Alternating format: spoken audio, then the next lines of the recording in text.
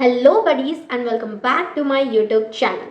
So friends, today I'm gonna give you a very important information जिसमें सिर्फ include है 10 steps 10 things whatever you call, जो अगर मुझे मेरे बोर्ड एग्जाम से पहले पता होती ना तो आई बेट मुझे 90+ % मिलता है, बट ऑफ कोर्स मेरे टाइम तक थोड़ा सा लेट हो गया था. सो नाउ मैं चाहती हूँ कि मेरे जो जूनियर्स है जो फिलहाल बोर्ड एग्जाम देने जाने वाले हैं, मैं उन लोग के लिए ये वीडियो डालने वाली हूँ.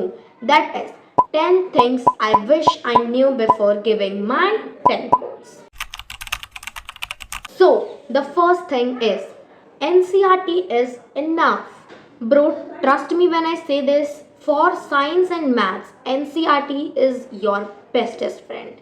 So when NCERT is enough, don't overload yourself. Bro, you don't need any multiple reference books for real. अब if I ask you कि smart work is better और hard work is better, तो आप लोग का क्या जवाब होगा?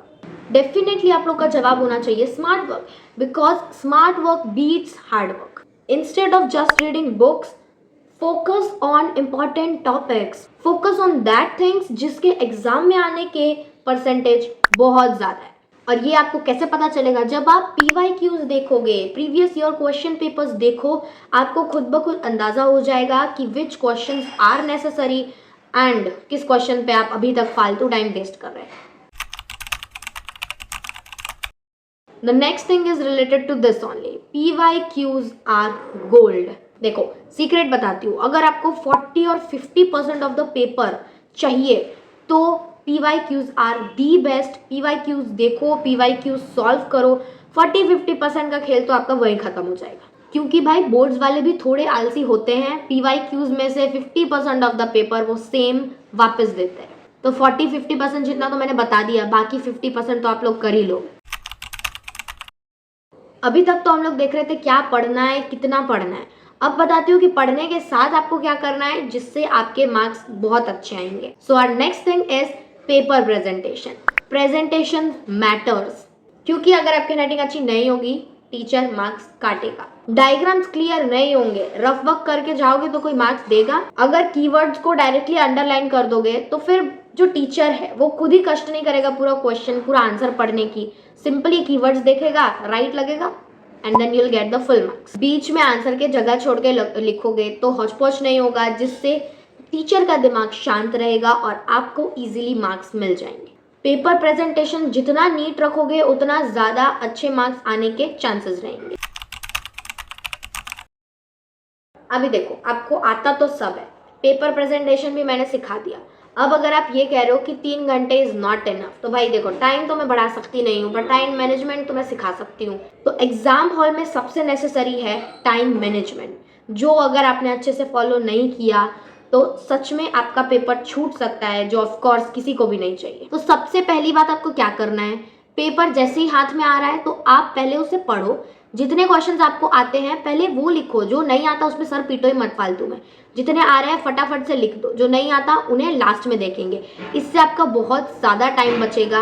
और फिर तो जितने क्वेश्चन आपको आते हैं वो आपने अच्छे से कर लिया, फिर आपके पास टाइम ही टाइम है. जो नहीं आता उसे बैठ के आराम से सोचो एंड आई बेट यू याद आ ही जाएगा, तो फिर उसे भी लिख दो. एटलीस्ट इससे आपका पेपर तो नहीं छूटेगा.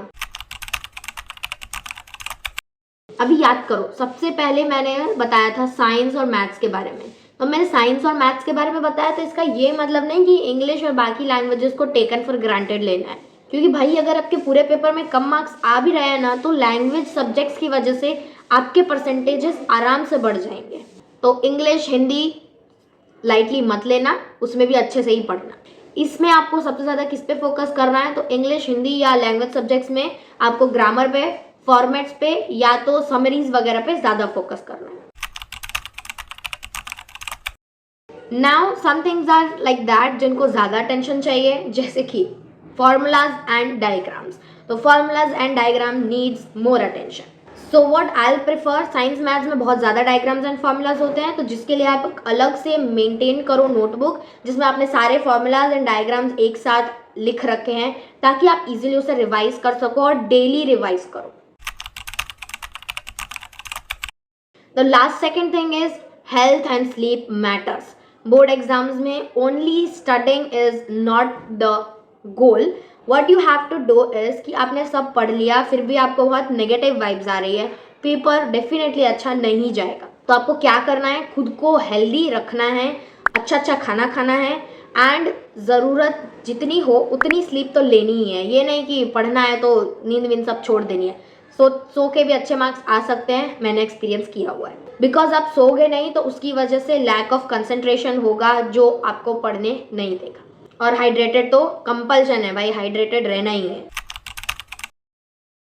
So last and the most important thing of the whole video is it's not the end of the world.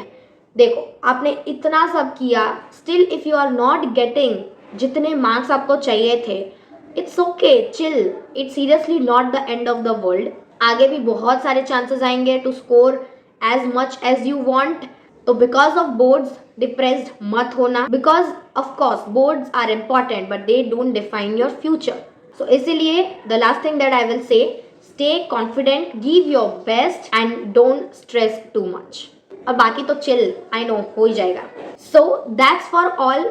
I hope you liked my today's video and don't forget to share, like and subscribe my channel for more such content. And till then, take care and bye. All the best.